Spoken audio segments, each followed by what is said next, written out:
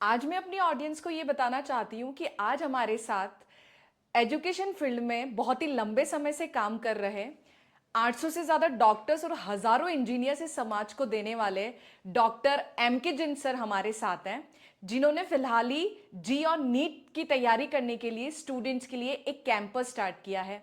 क्या सर आप हमें R M D P S M के जैसी रेजिडेंशियल डे बोर्डिंग कैंपस के बारे में बताएंगे और इस कैंपस को स्टार्ट करने का आपका मकसद क्या है? देखो, मैं एम के जी एन क्लासेस पिछले बहुत सालों से उदयपुर शहर के अंदर बच्चों को मेडिकल और आईआईटी के लिए तैयार कर रहा है और भी कॉम्पिटिटिव एग्ज़ाम्स के लिए प्लस बोर्ड के लिए।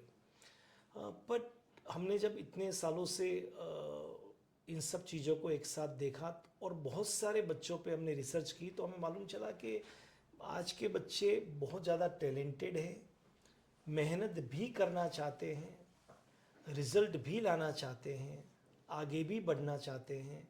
बट प्रॉब्लम ये है कि वो भटक जाते हैं।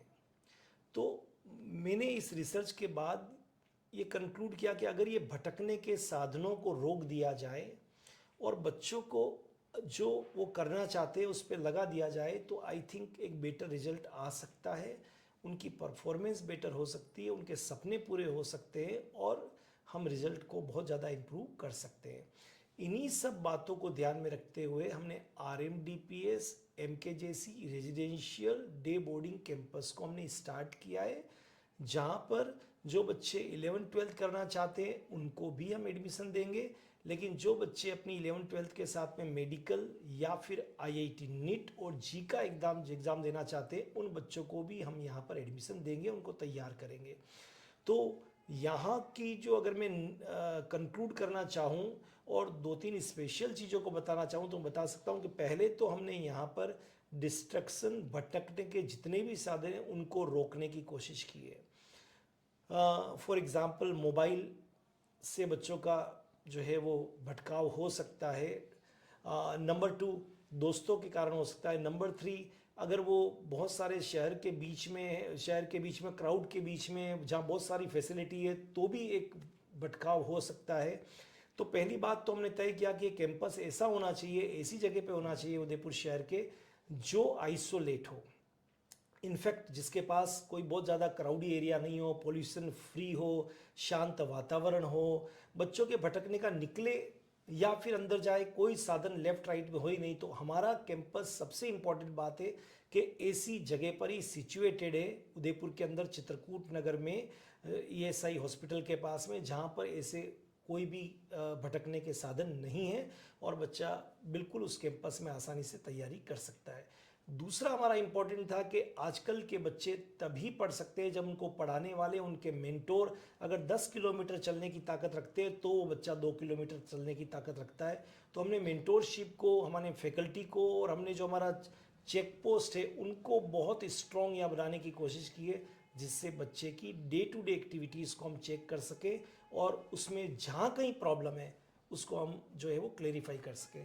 क्योंकि मान लो कोई एक चैप्टर पढ़ रहा है और आज अगर एक छोटी सी प्रॉब्लम आ गई, उसको रेक्टिफाइड कर दी तो आगे नहीं होगी, लेकिन वो जब आपको 2-3 महीने बाद मालूम चलती है तो शायद हम कुछ भी नहीं कर सकते। तो हमने इस सिस्टम को बहुत वहाँ पर स्ट्रॉन्ग किया है।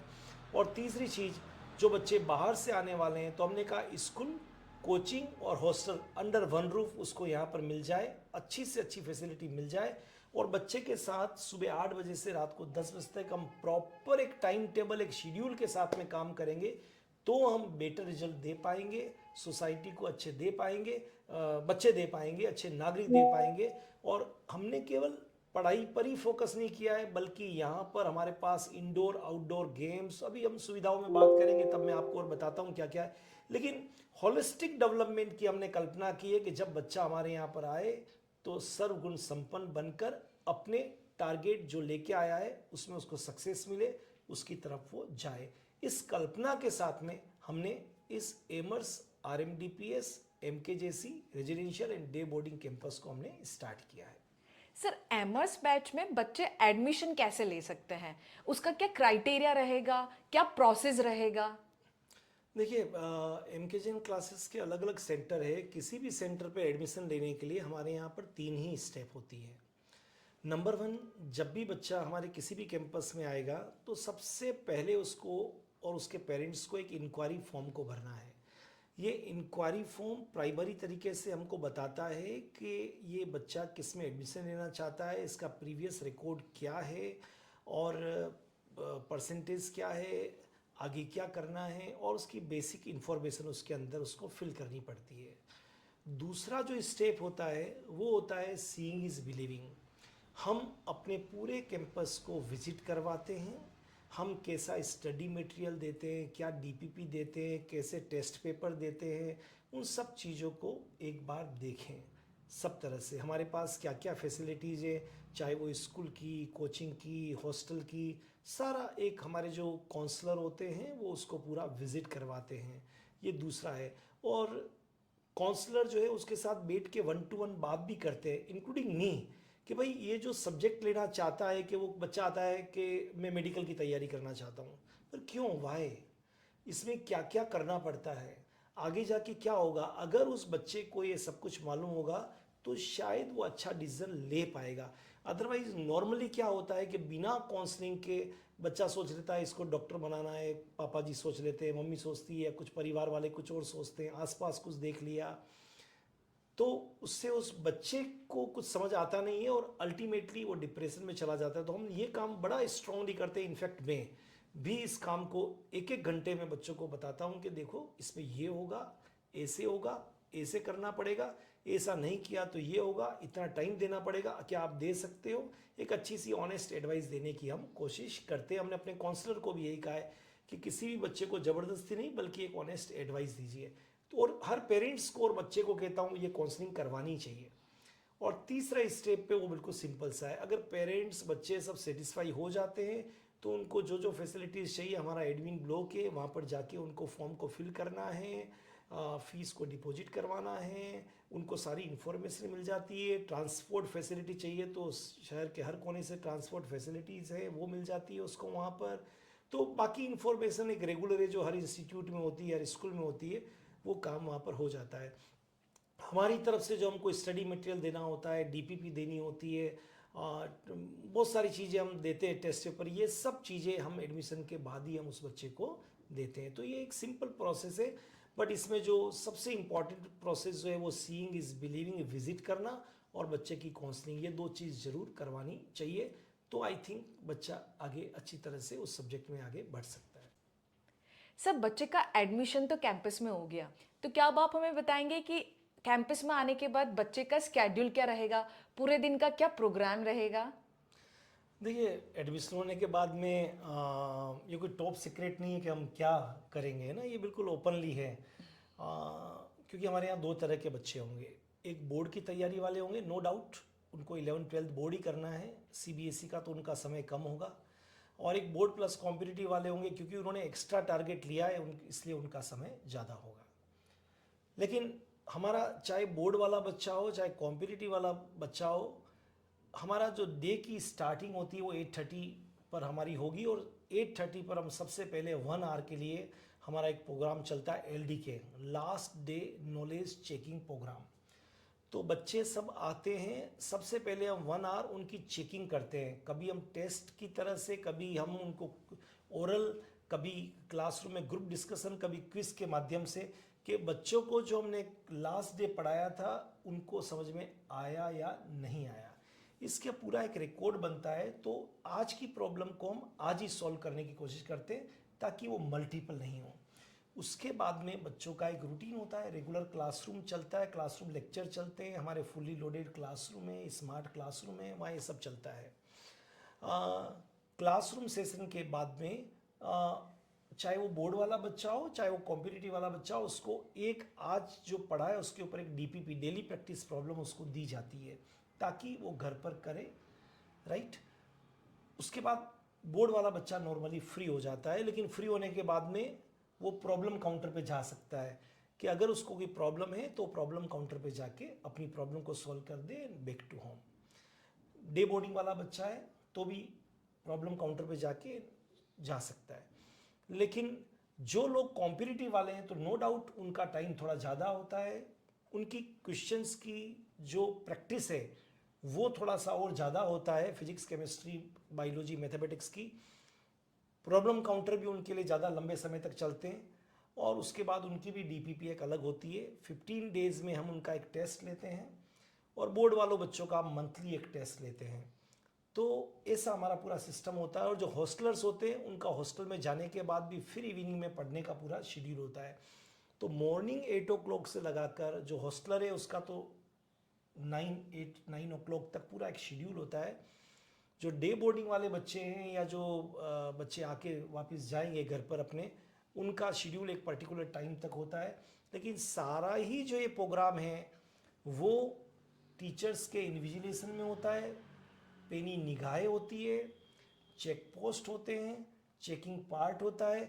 बच्चे को डे टू डे उसकी प्रॉब्लम को बता दिया जाता है कि आपको इस चीज़ पे ज़्यादा फोकस करना है, इसमें कम करना पड़ता है। अगर बच्चा एब्सेंट है तो पेरेंट्स को एसएमएस चला जाता है। बच्चे की परफॉर्मेंस अच्छी है तो भी पेरेंट्स को बताया जाता है। अगर परफॉर्मेंस पुअर है तो भी बताया जाता है। उसको कैसे हम दूर कर सके इसके बारे में बच्चों की काउंसलिंग होती है, क्योंकि हमारे यहाँ काउंसलर रेगुलर रहते हैं। तो वो counsellor day to day basis पे बच्चों के साथ में काम करते रहते हैं। तो इस तरह से पूरे बच्चों का एक शेड्यूल सुबह से शाम तक का होता है। जो हॉस्टलर बच्चे हैं उनके लिए गेम्स की भी व्यवस्था है। बाकी सब बच्चों के लिए लाइब्रेरी है, कंप्यूटर रूम है जहाँ अपने लेक्चर को रिवाइज कर सकते हैं। कोई बच्चा अगर एब्सेंट है तो उस लेक्चर को वहाँ पर देख सकता है। तो जो सिस्टम है वो पूरी तरह से फुली लोडेड है। सिस्टम जो है वो पूरी तरह से पैक्ड है, क्लोजली पैक्ड है पूरा। हमने उसमें कोशिश की है कि क्लोजली पैक्ड रहे, लेकिन प्रेशर कुकर नहीं बनाया हमने। बच्चों को खेलने का, आगे बढ़ने का, हंसते हुए खेलते हुए कैसे पढ़ाई को कर सके, बहुत सी चीज़ों को प्रैक्टिकल समझाने के लिए हमारे पास जो नॉर्मली इंस्टीट्यूट्स वगैरह में नहीं होती, हमारे पास लेब्स हैं हमारी, जहाँ पर हम लेब के अंदर जो प्रैक्टिकल्स होते हैं उन प्रैक्टिकल्स को रियल जो थियरी है उसके साथ इंटीग्रेटेड करके और बच्चों को पढ़ाने की कोशिश करते हैं। तो बच्चों को वो ज़्यादा समझ में अच्छी तरह से आता है। तो सिस्टम मैं ये तो नहीं कह सकता कि हमारा फुल प्रूफ सिस्टम है, पर हमने अच्छे बनाने की इसको कोशिश की। और फिर जब जैसे जैसे बच्चा आता है उसके रिक्वायरमेंट के अकॉर्डिंग इसको और अच्छा किया जा सकता है। सर, अब आप हमें बताएंगे कि आपने RMDPS एमके जैसी एमएस कैंपस के अंदर बच्चों के लिए क्या क्या फैसिलिटीज दी है। देखिए, ये हमारा एक रेजिडेंशियल कैंपस है, डे बोर्डिंग कैंपस है। तो बच्चा जब दिन भर रहता है यहाँ पर तो हमको उसके लिए सारी अरेंजमेंट वहाँ पर इस तरह से चाहिए ताकि बच्चा बोर नहीं हो, प्रेशर महसूस नहीं करे और हंसते हुए खेलते हुए अपनी पढ़ाई जो टारगेट लेके आया उसको पूरा कर सके। क्योंकि आजकल हम बहुत सारी घटनाएं सुनते हैं, उनसे बहुत हमको डर भी लगता है। तो हमने सबसे पहले तो यहाँ पर एक ऐसा वातावरण बनाने की कोशिश की है जिसमें बच्चा अपनी पढ़ाई तो करे लेकिन विदाउट प्रेशर, बिना किसी भटकन के, क्योंकि सबसे बड़ी जो प्रॉब्लम है ये भटकाव है। तो पहले तो हमने उसको एक फुल प्रूफ सेफ्टी हमने वहाँ पर पॉइंट बनाए हैं ताकि बच्चा बिल्कुल उसकी सुरक्षा का पूरा ध्यान रखा है। नंबर 2, हमारे यहाँ पर फुल्ली लोडेड क्लासरूम है, स्मार्ट क्लासरूम है। नंबर 3, सबसे इम्पॉर्टेंट फैकल्टीज़ हैं। तो बहुत एक्सपीरियंस्ड फैकल्टी है, उनके साथ साथ यंगस्टर्स की टीम भी है जो बच्चों को प्रॉब्लम काउंटर और बाकी जगह असिस्ट करती है। बहुत अच्छा स्टडी मटेरियल, क्योंकि लंबे समय से हम पढ़ा रहे हैं तो डेफिनेटली स्टडी मटेरियल इतने साल में करते करते बहुत ही अच्छा स्टडी मटेरियल है। डेली प्रैक्टिस प्रॉब्लम है, लास्ट डे नॉलेज चेकिंग का एक बहुत अच्छा सिस्टम है। बच्चों के लिए ड्रिंकिंग वाटर, RO वाटर है, स्पेशियस क्लासरूम, उनके लिए टेबल चेयर का single system, hostel, library fully loaded with medical IIT and board level books, computer lab with 50 computers, जहाँ पर बच्चा, बहुत इंपॉर्टेंट ये पार्ट है, जहाँ पर बच्चा अपना प्रीवियस डे लेक्चर दे सकता है, टेस्ट को दे सकता है, थियरी को देख सकता है, अपनी प्रॉब्लम को सॉल्व कर सकता है। नो डाउट गेम्स, मेरा मानना है कि फिजिकली फिट भी होना चाहिए, तो गेम्स के लिए इंडोर, आउटडोर, योगा, ये सारे गेम्स का हमारा सिस्टम है। अच्छा हॉस्टल, स्पेशियस रूम, अच्छा भोजन, और हाइजीनिक पूरा सिस्टम और अच्छा सा एनवायरनमेंट, ओवरऑल एक बहुत अच्छा एनवायरनमेंट जो बच्चे को एक आगे बढ़ने के लिए परफेक्ट एक पाथ देता है। तो सिस्टम की अगर मैं बात करूं, फैसिलिटीज़ की अगर मैं बात करूं, सब जगह सीसीटीवी कैमरास लगे हुए हैं। तो हमने इस सिस्टम को ऐसा बनाने की पूरी अपनी कोशिश की है कि बच्चों को इस उदयपुर संभाग में पहली बार ऐसा अंडर वन रूफ सारी चीज़ें यहाँ पर मिल जाएं और वो आगे बढ़े। दूसरा, वैसे भी ये झीलों की नगरी है, अच्छा वातावरण है, तो मैं तो सभी से कहता हूँ कि एकेडमिक्स के लिए, एजुकेशन के लिए उदयपुर से बेटर जगह राजस्थान में हो नहीं सकती है। तो अगर आप चाहते हैं, बच्चे चाहते हैं कि अगर उनको बहुत अच्छी सी अगर व्यवस्थाएं मिले तो एक अच्छा प्लेस है, गोल्डन अपॉर्चुनिटी है उनके लिए। सर, अगर कोई बच्चा बाहर से एडमिशन लेने के लिए आता है तो सबसे पहले उन्हें चाहिए होता है एक अच्छा हॉस्टल, दूसरा उन्हें चाहिए होता है अच्छी फैकल्टी और अच्छा कोचिंग सिस्टम, तीसरा उनको चाहिए होता है सेफ्टी सिक्योरिटी एनवायरनमेंट। तो सर, अच्छी फैकल्टी और अच्छा सिस्टम तो एमके जिन क्लासेस का साउंड है ही बहुत समय से। आप मुझे बताएंगे कि हॉस्टल के अंदर और क्या क्या अच्छी व्यवस्था है? देखो, मेरा ऐसा मानना है कि जब भी कोई बाहर से बच्चा कहीं भी जाए तो सबसे पहले पेरेंट्स और बच्चे के सामने एक ही समस्या होती है, पढ़ाई से भी पहले, कि उसके रहने का और खाने का इंतजाम कैसा होगा, उसके सेफ्टी के क्या क्या क्या सुविधाएं हैं। क्योंकि एक पेरेंट के लिए सबसे इम्पॉर्टेंट बात होती है कि उसका बच्चा जहाँ भी रह रहा है वो सेफ रहे, उसको अच्छा भोजन मिले और अच्छे रहने की व्यवस्था हो। क्योंकि आपने देखा होगा ना, मैं भी जब उदयपुर से बाहर निकला और किसी हॉस्टल में रह के ही पढ़ाई की तो मम्मी का जब फ़ोन आता था तो पहले ही ये फ़ोन आता था, खाना क्या खाया। माँ का पहली लाइन ये होती थी, खाना क्या खाया। पढ़ाई का उन्होंने बहुत कम बार पूछा, लेकिन खाने का उन्होंने 10 बार पूछा, क्या खाया, कैसे गया, क्या। तो पेरेंट्स का कंसर्न होता है कि बच्चे की सेफ्टी और बच्चे का खाना। तो हमने हमारा जो RMDPS संस्कार हॉस्टल है, वहाँ पर सबसे पहली बात तो ये है कि सेफ्टी की हमने पूरी व्यवस्था, गर्ल्स और बॉयज़ के उस कैंपस में अलग अलग हॉस्टल हैं।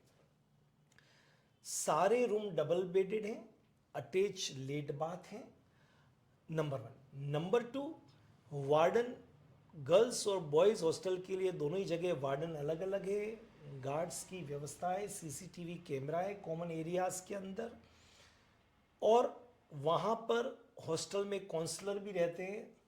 तो उससे क्या होता है कि किसी बच्चे की कोई समस्या हो तब भी उसके साथ डील किया जा सकता है। नंबर 2, उनके मनोरंजन के साधन थे, लेकिन कैंपस पूरी तरह से मोबाइल फ्री है। लेकिन ऐसा नहीं, आज के ज़माने में हम टेक्नोलॉजी को इग्नोर तो नहीं कर सकते।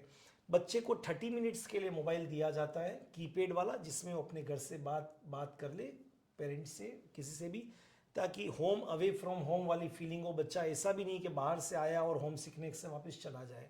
तो 30 मिनट्स के लिए उसको मोबाइल भी मिलता है, एक पर्टिकुलर टाइम है जो उसको मिलता है, ठीक है, फिर वापस ले लिया जाता है। गेम्स का पर्टिकुलर टाइम है जो फिजिकल इंस्ट्रक्टर के मॉनिटरिंग करते हुए उन बच्चों को सारा गेम्स के लिए भी भेजा जाता है। हॉस्टल वाले बच्चों को लाइब्रेरी, म्यूज़िक की भी फैसिलिटी है, इंडोर आउटडोर गेम्स और योगा की भी जो है वो फैसिलिटी है। लेकिन इसका जो मेन पार्ट है वो एक भोजन का है।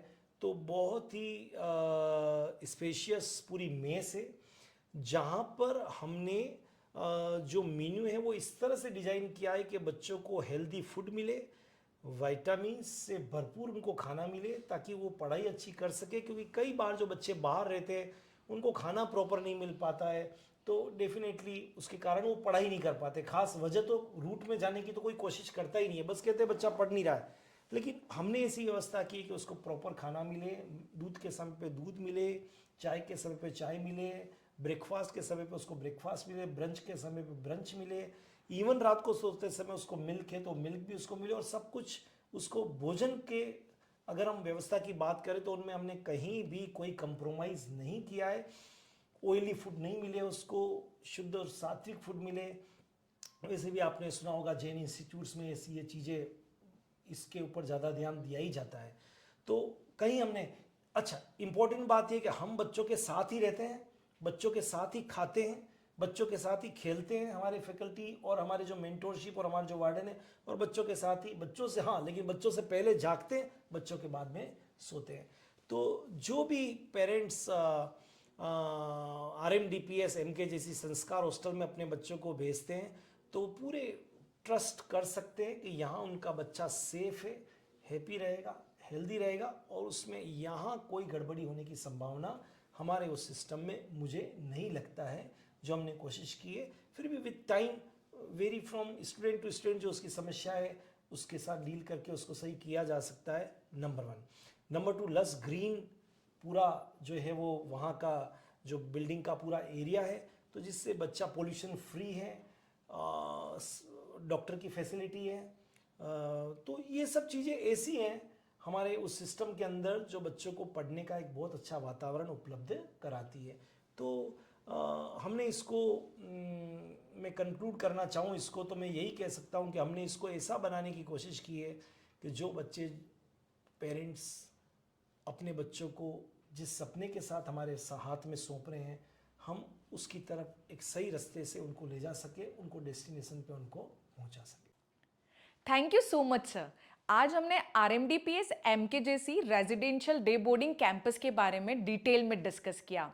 अब मैं उदयपुर में सारे एस्पिरेंट्स और स्टूडेंट्स जो नीट जी की प्रिपरेशन सीरियसली कर रहे हैं उनका वेलकम करना चाहूँगी, और अगर वो सीरियसली और डिस्ट्रैक्शन फ्री एनवायरनमेंट में अपनी प्रैक्टिस करना चाहते हैं तो ये कैंपस उनके लिए बेस्ट चॉइस है। ये उनके लिए गोल्डन अपॉर्चुनिटी है। तो आप हार्डवर्क और स्मार्ट वर्क करते रहिए और अपने सक्सेस के रास्ते पे चलते रहिए। Thank you.